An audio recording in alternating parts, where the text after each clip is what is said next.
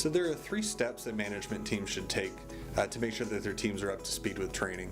The first one is setting goals for your team. So whether that's identifying industry or product certifications, in-house trainings that your teams need to take, or just follow up on continuing education that you'd like them to have to maintain their level of knowledge and expertise in the field, you have to set those goals for your teams ahead of time so they can plan for their year and ensure that they're meeting all of the things that are set out for them to accomplish.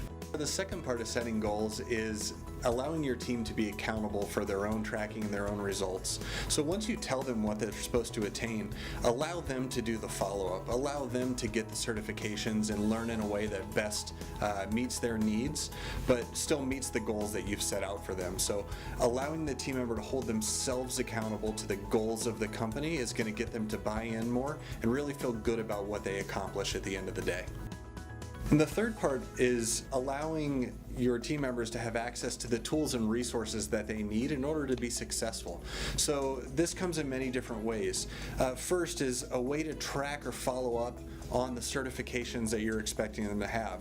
So whether that's the certification tracking tool through psaeducation.com or whether that's follow up from your management team on the things that they need to do, both ways are critical for them to self-assess where they stand throughout the year and allow themselves to adjust as they need to.